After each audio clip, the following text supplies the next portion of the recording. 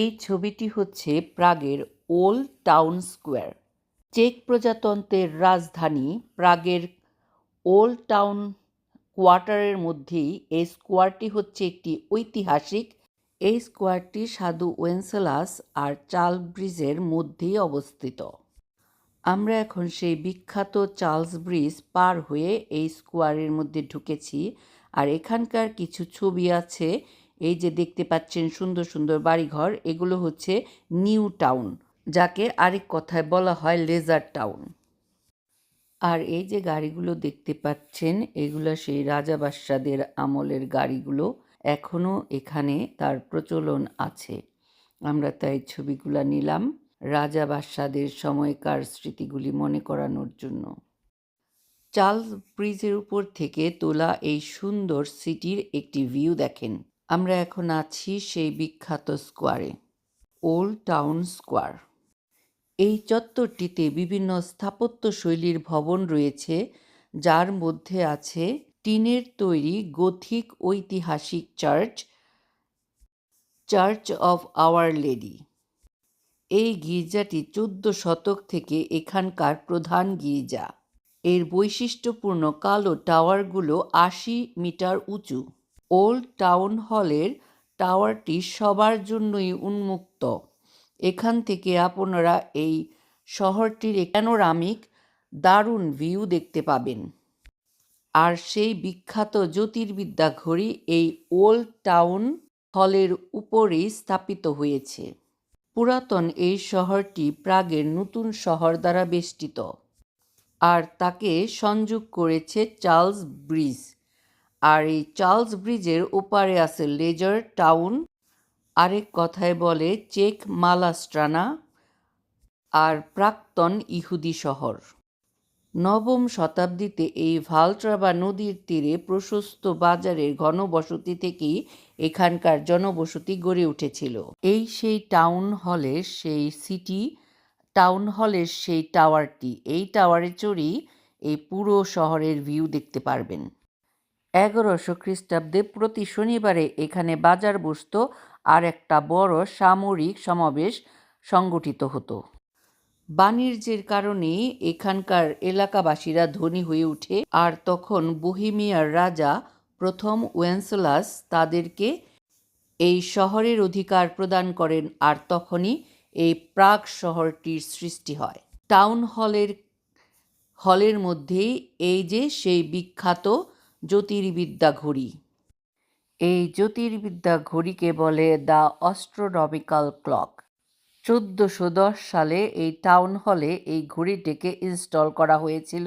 Town স্কোয়ারেই আরেকটি গির্জা হলো সেন্ট নিকোলাস চার্চ। এখানে মোটামুটি দুটো গির্জা আছে একই স্কোয়ারে।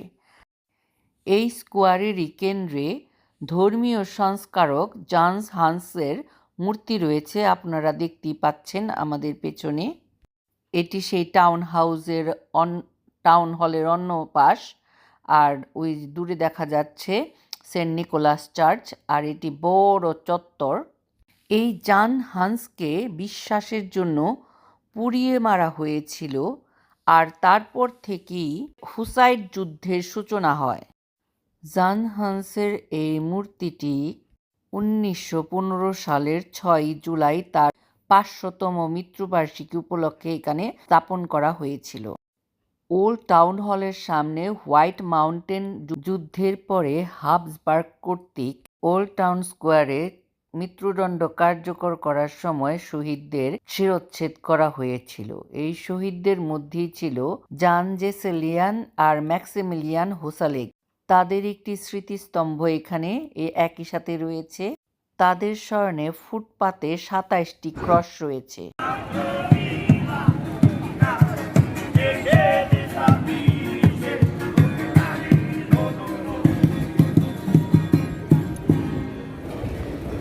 অন্ধকার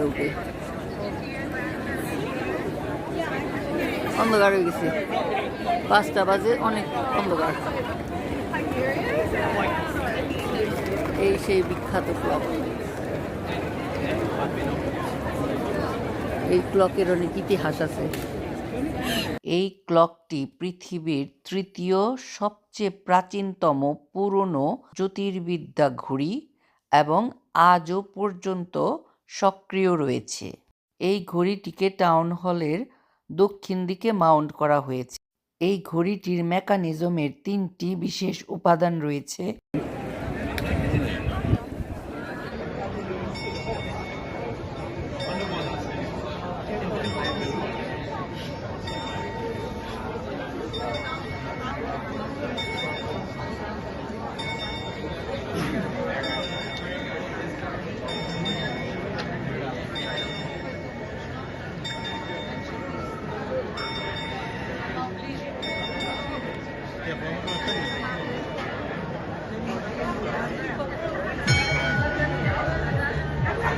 ঘড়ির উপরে থাকা দুটি জানালা প্রতি ঘন্টায় স্লাইড করে খুলে গিয়ে পেরিত শিষ্যদের প্রকাশ করে।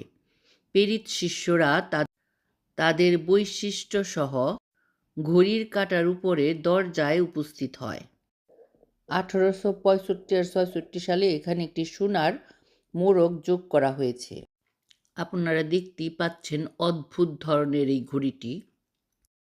উপরের ঘড়িতে রোমান সংখ্যার উপরে যে সোনালী হাতের অবস্থান প্রাগের সময়কে নির্দেশ করে। এই ঘড়ির 3টি মেকানিজম উপাদানগুলো হলো জ্যোতির্বিজ্ঞানের ডায়াল, আকাশে সূর্য ও চাঁদের অবস্থানের প্রতিনিধিত্ব করে এবং বিভিন্ন জ্যোতির্বিজ্ঞানের বিবরণ প্রদর্শন করে। প্রাগের একটি দোকানে দেখলাম রিকশা। দেখেই মনে পড়ে গেল বাংলাদেশের রিকশার কথা, তাই ছবিটি তুলে পাঠালাম বাংলাদেশকে মনে করে। আসলে বিদেশের মাটিতে স্বদেশের কিছু দেখলে মন চলে যায় সেই সুদূর বাংলাদেশের পানে। এখানকার দোকানের কিছু ছবি দিলাম। খুব নামি দাম করা দোকানও এখানে আছে। প্রাগে যে এত কিছু দেখার ছিল আগে জানতাম না। এখানে না আসলে মিস করতাম। অনেক কিছু জানতে পারলাম প্রাগ সম্পর্কে।